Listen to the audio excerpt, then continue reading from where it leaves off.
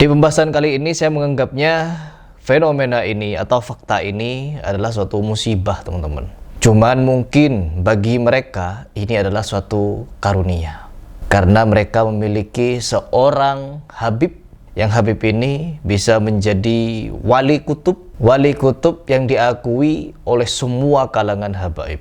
Saya selalu kalau doa saya bawa Habib Zain, Habib Umar. Karena dua sosok manusia ini yang sekarang ini yang memegang dunia.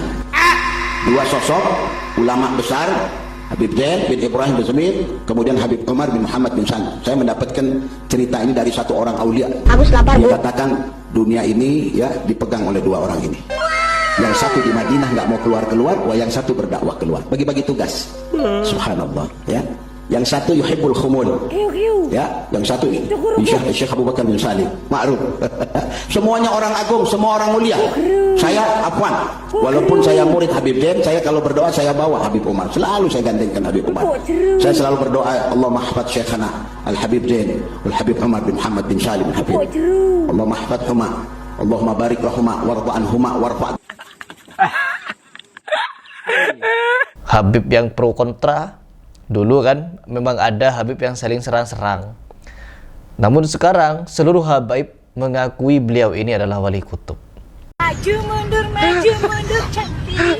Mundur lagi cantik. Maju mundur cantik. Mundur lagi cantik.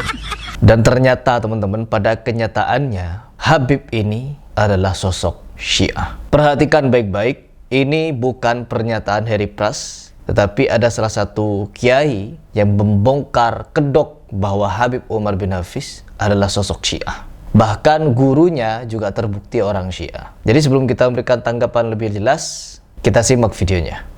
Pak Basir, apakah Pak Kiai punya data kalau Habib Umar bin Hafiz itu Syiah atau ada kitab karya-karyanya? Oh iya, ada datanya. Ada datanya ya teman-teman. Jadi beliau punya datanya kalau Habib Umar adalah seorang Syiah. Lanjut. Kemarin kan sudah, ya mohon maaf ya. Kemarin itu sudah pernah kami bahas bahwa tidak hanya Habib Umar bin Hafiz saja. Tapi jadi bukan cuma Umar bin Hafiz saja, dan memang jelas ya teman-teman. Di Indonesia itu rata-rata yang menjadi Syiah adalah mereka yang mengaku-ngaku Ahlul Bait. Ketika kemarin heboh perang antara Iran dengan Israel, banyak sorak-sorak meriah kepada Iran, akhirnya orang-orang Syiah dari kalangan Habib banyak yang bermunculan. Entah yang bermarga Al-Haddar, entah yang bermarga As-Segaf, entah yang bermarga Al-Attos, banyak yang bermunculan teman-teman. Nama saya Abdullah Alwi Asgaf, atau biasa dipanggil dengan Habib Abdullah. Dan saya adalah seorang Syiah Ali bin Abi Thalib alaihissalam. Mazhab Syiah merupakan singkatan dari Syiah Ali bin Abi Thalib, atau mereka mengikuti keluarga Rasulullah Shallallahu Alaihi Wasallam. Berbeda dengan Sunni yang merupakan singkatan dari Ahlus Sunnah wal Jamaah, atau mengikut sahabat Nabi. أشهد أن أبا بكر وعمر أشهد أن أبا بكر وعمر وعثمان وعائشة وحفصة في النار.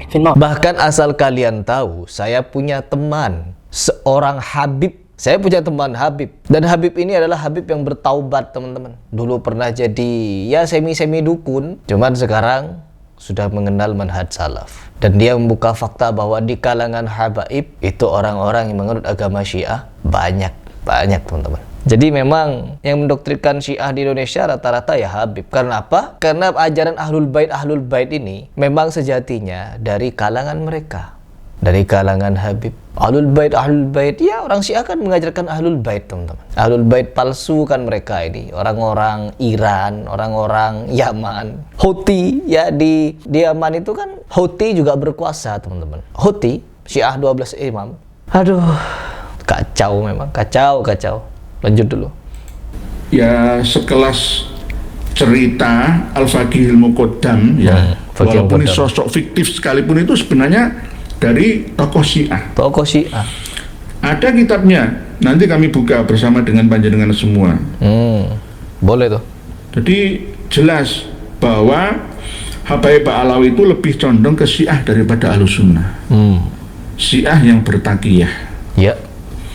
Karena takiyah itu termasuk ajaran penting dalam Syiah. Wajib kamuflase. Ya, wajib Bungkloni gitu. Saya akan mencari fotonya Habib Umar bin Hafid pada waktu masih muda. Gurunya itu Syiah kayak ini loh. Kalau Syiah ini ya teman-teman ya, Mu'tazilah nggak masalah. Ini Syiah yang Isna Asyriyah, 12 imam tadi teman-teman. Ini Habib Umar bin Hafid ketika waktu masih muda. Gurunya ini Syiah asli. Habib Umar bin Hafid bersama guru beliau Al-Habib Ibrahim bin Aqil bin Yahya, ini Syiah asli. Tuh.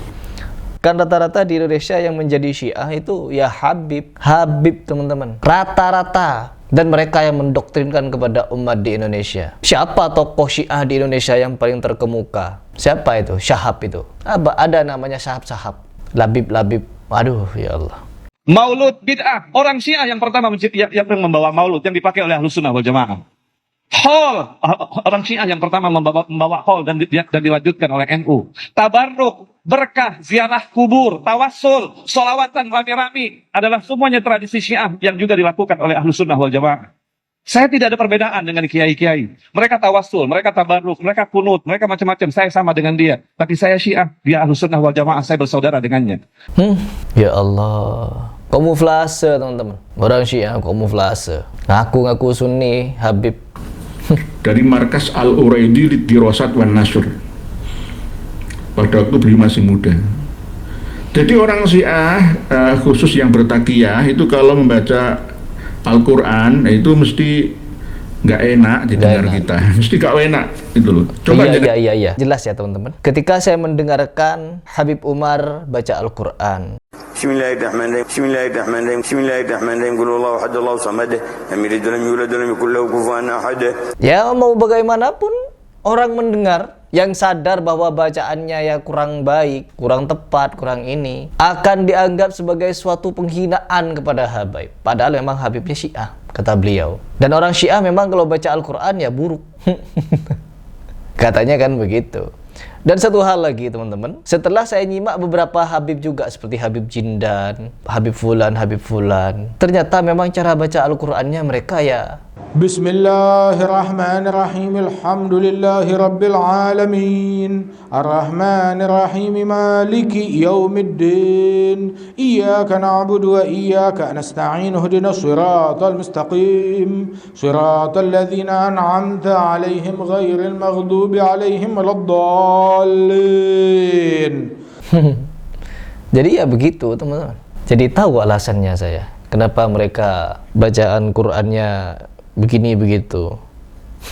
Aduh ya Allah, karena kalau kita mau mencari teman-teman sejarah, orang-orang Syiah itu dia hanya slogan saja ngaku berkiblat kepada Al-Quran, padahal mereka benci Al-Quran. Kenapa benci Al-Quran? Karena Al-Quran itu yang mencatat para sahabat yang mereka kafirkan. Mereka mau berkiblat kepada Al-Quran, mereka benci pada Al-Quran teman-teman. Saking bencinya mereka menganggap bahwa Nabi Muhammad SAW itu tidak layak jadi Nabi, yang layak itu Ali. Kalau sampai hari ini ada orang-orang yang menganggap Syiah bagian dari Islam, maka bisa jadi orang itu adalah Syiah yang bertakiyah, ingin mencoba menormalisasi Syiah.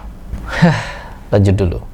Dengan dengar bacaan Qurannya Habib itu gak enak blas. Didengar durungan ora enak. Ora dikritik alasannya iku asabaah. Mau nek sabah gak ada seperti itu. Asroh ini. Nggak jelas kira isna asriyah. Iya. Macam-macam. Wes alasan tok. Wes itu. Jadi gitu ya, nanti saya punya kitabnya. Nanti saya share, saya bagikan ke panjenengan semua. Siap. Jadi begitu ya teman-teman.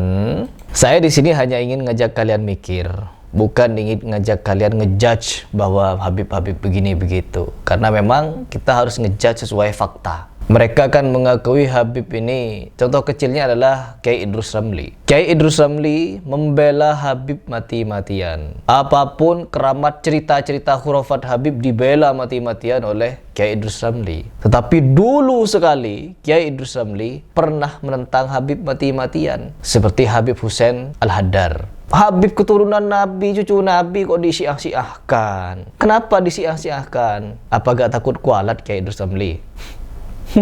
Nggak takut kualat Kiai Idrus Ramli kepada cucu Nabi. Tapi ya sudahlah. Saya di sini tetap slogan saya ingin mengajak kalian berpikir. Silahkan berpikir. Kalau tidak mau berpikir, ya jangan tonton video saya. Begitu.